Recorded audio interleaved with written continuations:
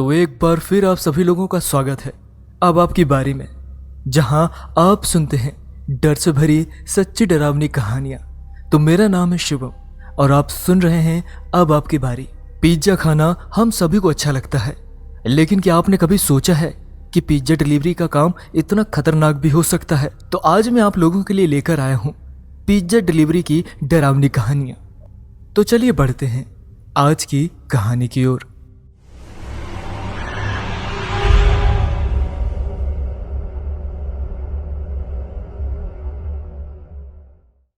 जब मैं 16 साल का ही था, तभी मैंने अपने शहर के एक छोटे से रेस्टोरेंट में काम करना शुरू कर दिया था। शुरू में तो हमारे बॉस ने मुझे किचन में मेन शेफ के हेल्पर के तौर पर लगाया था और साथ ही मैं रेस्टोरेंट की साफ सफाई भी किया करता था। फिर करीब 2 महीने बाद मेरे बॉस ने बोला कि जिस दिन डिलीवरी बॉय का ऑफ होगा उस दिन पिज्जा डिलीवरी करने तुम जाओगे। मैंने हाँ बोल दिया। मैं खुश भी था कि अब कुछ नया काम करने को मिलेगा। लेकिन फिर एक दिन अचानक डिलीवरी बॉय ने जॉब छोड़ दी। वह एक घर में पिज्जा डिलीवरी करने गया था और जब वहां से आया तो बहुत ज्यादा डरा हुआ और सदमे में लग रहा था। आते ही वह सीधा बॉस के कैबिन में गया और 15 मिनट तक किसी बात पर बहस की। मुझे यह तो नहीं पता उन्होंने किस बात पर बहस की, लेकिन करीब 15 या 20 मिनट तक मैं बॉस के कैबिन के अंदर ही था और मुझसे बोला, गुड लक बच्चे। उसने मुझे बताया कि उसने जॉब छोड़ दी है। मैंने उससे पूछा क्यों, लेकिन उसने कुछ नहीं बताया, बस यही बोला कि यह बहुत घटिया जॉब है और वहां से चला गया। मुझे पता था कि वह जरूर कुछ छुपा रहा है, लेकिन मैंने ज्यादा ध्यान नहीं दिया। उसके बाद मैंने उसको कभी नहीं देखा। मेरे बॉस ने मुझसे बोला कि जब तक कोई नया डिलीवरी बॉय नहीं मिल जाता तब तक मुझे डिलीवरी करने जाना होगा। मुझे कोई प्रॉब्लम नहीं थी। फिर करीब 2 हफ्ते बाद मेरे बॉस ने मुझे एक एड्रेस दिया पिज्जा डिलीवरी करने के लिए और हमेशा की तरह मैंने जीपीएस सेट किया और उस एड्रेस पर निकल गया। रात के करीब 8 बज रहे थे। वह मेरी लास्ट डिलीवरी थी।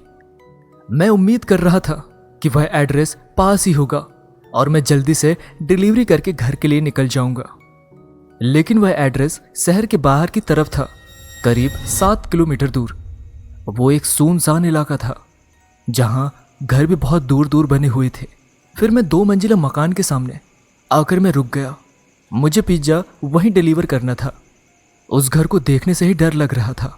घर के आगे और साइड में बड़ी बड़ी घास उगी हुई थी और साइड में ही बहुत सारा कूड़ा पड़ा हुआ था, मानो कि कोई उस घर में रहता ही ना हो। मुझे नहीं लग रहा था कि मुझे वहां कोई मिलेगा, लेकिन फिर भी मैंने उनके दरवाजे पर जाकर खटखटाया। मैं यही उम्मीद कर रहा था कि काश मेरे बॉस ने मुझे गलत एड्रेस दे दिया हो और मैं जल्दी ही यहाँ से निकल जाऊं। लेकिन तभी दरवाज़ा हिलने लगा और किसी ने दरवाज़ा खोला। वह एक बूढ़ी औरत थी, कम से कम 70 साल की होगी। उसका कद काफ़ी छोटा था।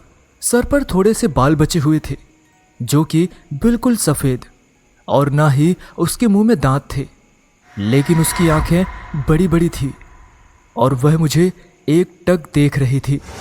मैं सच में डर गया था। मैंने सोचा कि अगर मैं इससे बिल्कुल प्यार से बात करूंगा तो शायद सब कुछ ठीक ठाक रहेगा। Pepperoni pizza ma'am. मैं जितना प्यार से बोल सकता था मैंने बोला।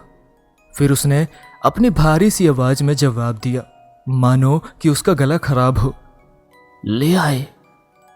मैंने पिज्जा उसके हाथ में पकड़ाया, लेकिन उसके चेहरे पर कोई इमोशन नहीं था। वह बस पिज्जा को देख रही थी। उसके हाथ में उसका पर्स भी था। तुम्हारे साथ में कोई और भी है क्या? उसने पूछा। यह सुनकर मैं तो मानो जम सा गया। वह लगातार मुझे घूरे जा रही थी और उसके इस तरह से घूरने ने मुझे और ज्यादा डरा दिया। मैं तो अकेला ही हूं, मैंने डरते डरते जवाब दिया। वह दूसरा वाला कहाँ है? पिछली बार वह भाग गया था, उसने पूछा। मैंने उसको बोला कि उसने जॉब छोड़ दी है।